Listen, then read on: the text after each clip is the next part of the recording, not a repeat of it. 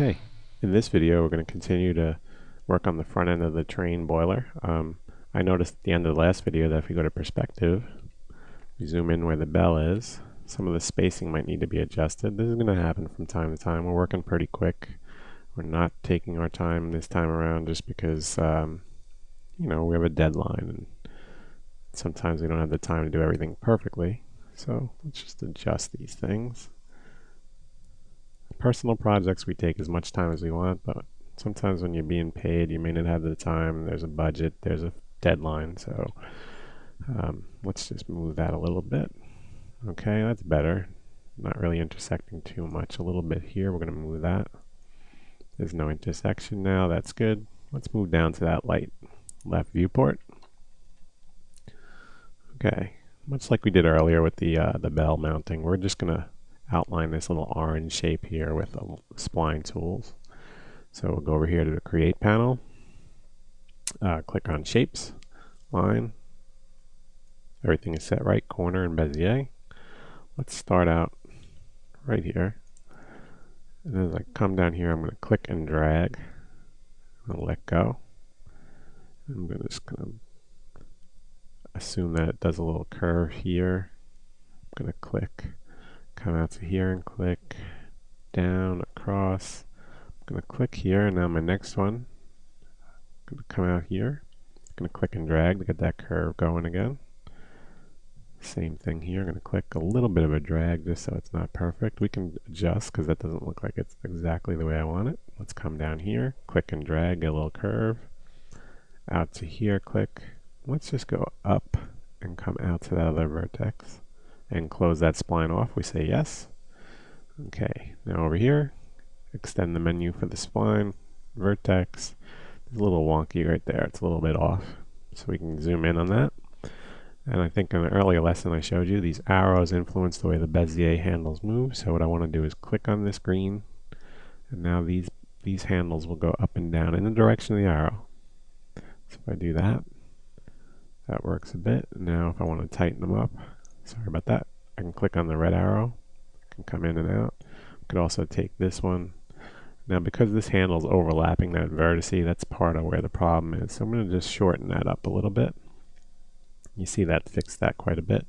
And right here it looks a little sharp at the corner. This is probably a corner type of vertice. So what we want to do is select it, right click.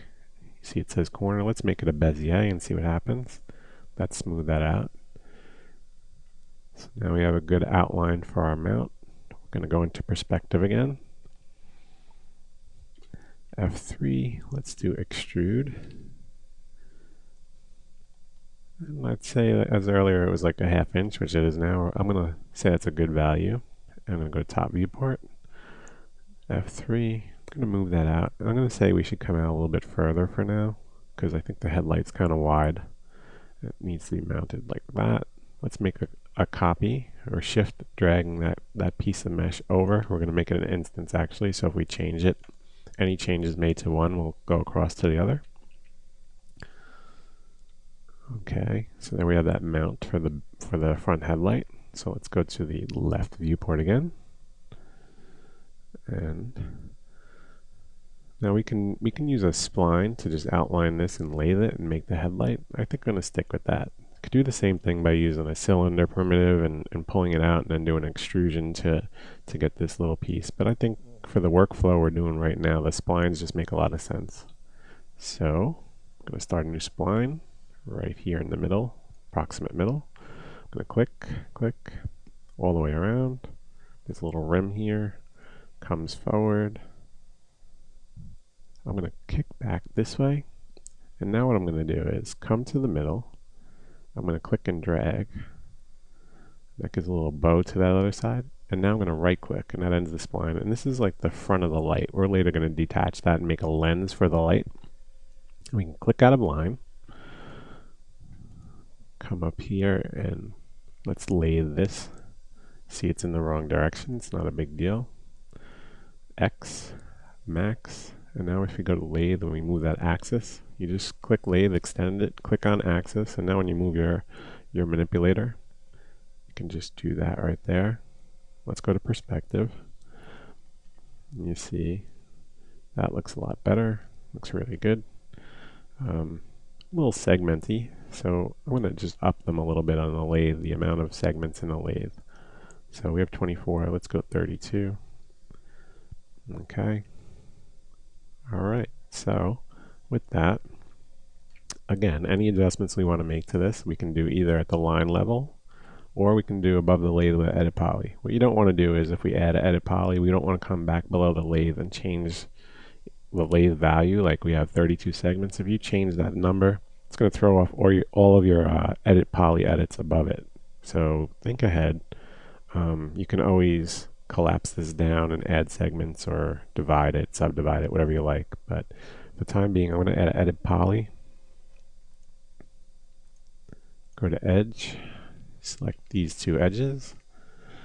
I'm going to do a loop selection by Alt L.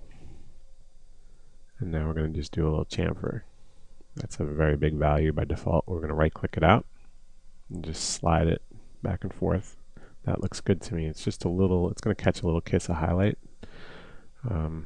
And you know what, while we're doing this, let's get this front edge, Control and click, and do Alt and L again. We added that to the selection that's being chamfered, and let's do it at the back side as well. Select the edge with Control, Alt and L, and let's now say OK. So that right now has some edges that you can see in the viewport. They're catching light better than if they were crisp. Let's add a smooth modifier above that and see how that works. Auto smooth.